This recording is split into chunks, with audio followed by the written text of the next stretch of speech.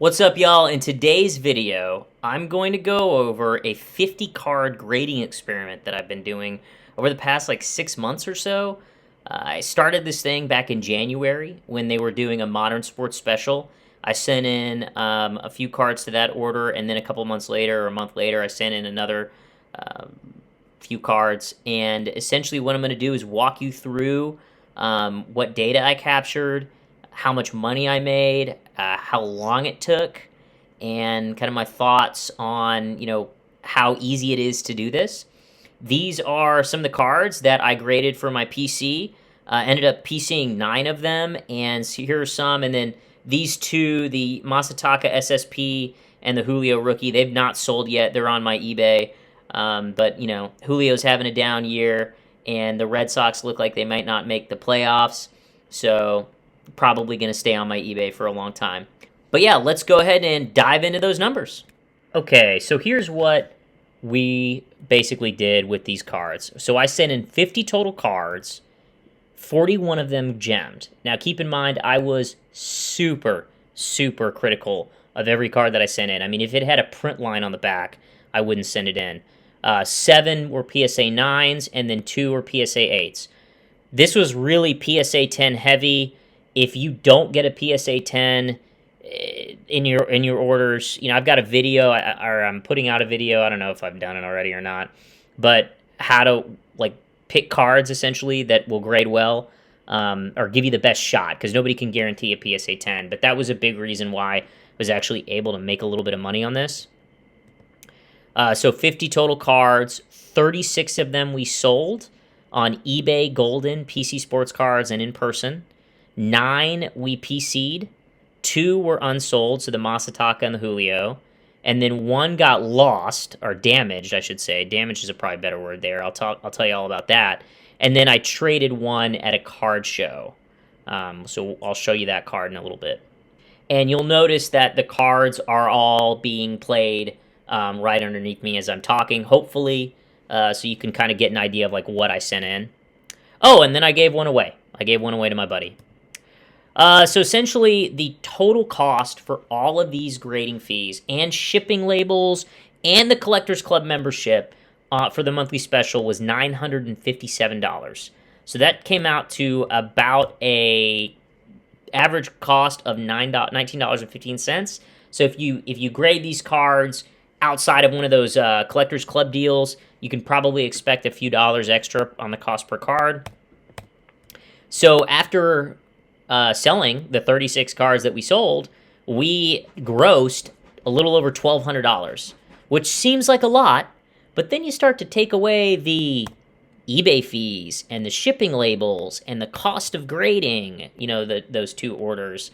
I mean, and I accounted for every penny. So even with the shipping fees to Lively Card Collector, we'll get to that in a second, I broke that down in the cost. So it's not like I'm just giving you the gross and then that's it, right? I always be careful when somebody's like, "Oh, I made $100,000 on Comp C. Yeah, I'm killing it." How much did you spend though? How much did you spend? Okay, so that netted us $60.21, and I'm gonna get to the how much would you spend in a second, because there is a caveat to this. So where did I sell these?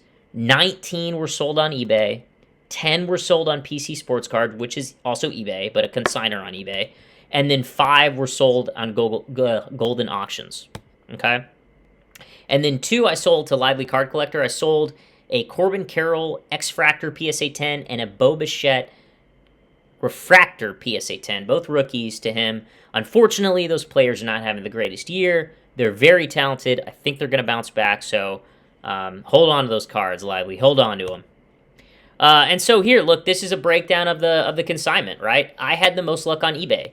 I lost money on PC Sports Cards, and I barely broke even with Golden.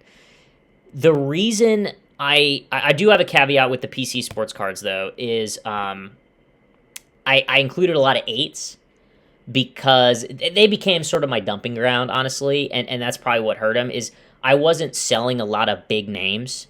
I had like a Brett Beatty Holiday SP rookie, and it sold for like $23. Barely made back my grading fees on that, if at all. I think I actually lost a few cents. So, that's a little bit of on me.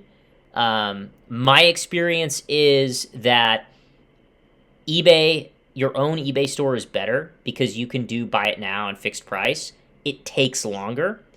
Golden is fine if you have bigger cards. The problem I had with Golden is I was selling like Anthony Volpe and Corbin Carroll base PSA 10 rookie chrome debuts.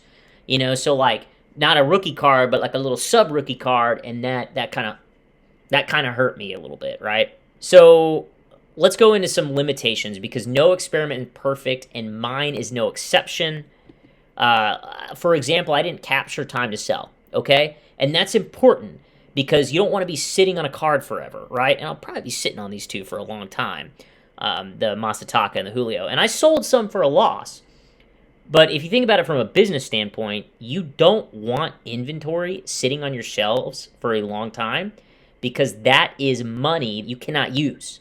You cannot reinvest that into the business. You cannot pay your employees. You cannot pay taxes, right? Like things that you need to do to run a business. You can't do that. You're looking at from January. When I got these cards back, I was going to wait till I made profit to do this video. And I probably made profit in like July for the first time. So, I took a while to make the video, but that's important to know. It takes months to sell these. And then the cost of the card. Here's what I made fun of the people that post about how much their revenue is, but you don't get the costs of operating the business, right? I did not account for the cost of the wax because most of these cards are pack pulled. All right, so I kind of treated it as free because it was fun for me to open them. Some of them I did purchase, like here, I'll show you these. These ones I purchased either at a card show or on eBay. Like this one was like $2-3. This one was like 80 or 90. This Superfractor. The Shohei rookie was a Beckett 10 or a Beckett 8.5. I'm sorry. I flipped it or transferred it into a PSA 10. Card show for $2, and then this was an eBay purchase for $13.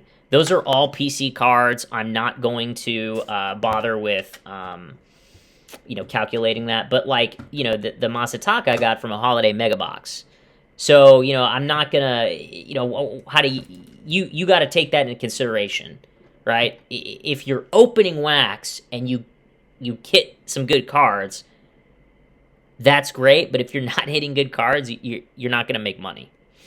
And then the other limitation here was the market and the timing factors. I made some mistakes. I sold players when they were low. I sold baseball cards, at a point in the hobby when baseball wasn't really popular, right? The market fluctuates based on where we are in the season and where the hype is, and the hype was a lot of times kind of focused on basketball playoffs and not necessarily baseball. So there was an issue there. The consignment mistakes, I touched on those. You've got Golden is for big cards, PC Sports cards, kind of a dumping ground.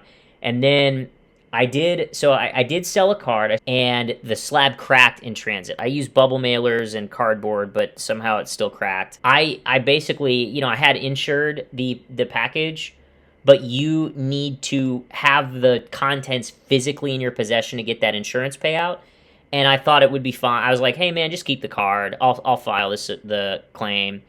And so he was able, I'm fine. I'm okay with me doing right by the customer, but what I should have done is said, hey, process a return, let him send back the damaged goods, and then give those to the post office to get my money. But I didn't do that, so I lost like $30 on it. It's all right. Well, I ended up losing like 20 because, whatever. But so essentially the takeaway here is making money takes time. It takes effort if you don't scale it. But there's a lot of risk with scaling, right? If you scale, you have more money invested. And if you have more money invested, that means you have higher exposure, higher risk. So it's all kind of a trade-off, right? And to me, my personal experience, I'm not trying to tell you what to do, but my personal experience is this doesn't make sense if you don't open wax, you don't break, and you don't grade at the right amounts. If you don't do those 3 things, then the Collectors Club doesn't make sense for you. You know, you get break credits, but if you don't break, who cares? If you're not opening wax or buying cards at shows in the appropriate bulk to where you can grade those, right? Who cares? And then if you're not grading cards, don't buy the Collectors Club membership. All right, I shouldn't have to tell you that one, but it is. All right, y'all. I really hope that was helpful. I hope that was informative, and I didn't go too fast or anything. All in all, considering I PC'd 9 cards and I still made $60 on the total order or whatever it was, I'm pretty happy with that. But it took a long time and I made a lot of mistakes along the way. Okay, and also I didn't factor in the price of the wax, right?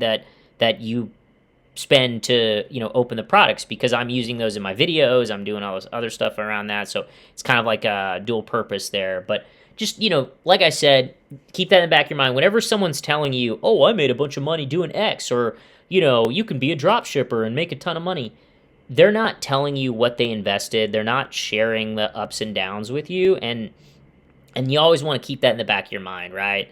And especially in this hobby where it's a lot of like a gambler's mentality, a lot of hype.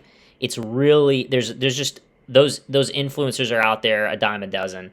So it takes time, it takes a lot of effort to sell these, and you're not going to make, a lot of money. I'm just like using that money to buy cards, right? I'm using that money to grade my PC. And I'm fine with that. I mean, I love these cards. This is great. I don't have any Otani rookies, so this is kind of cool. Oh, and I got to show you the card I traded for. So I traded a card at the last Dallas card show. I traded a blue Otani PSA 9 from Update. It was one of those like 1987 throwback ones, right? Like from 22 Update.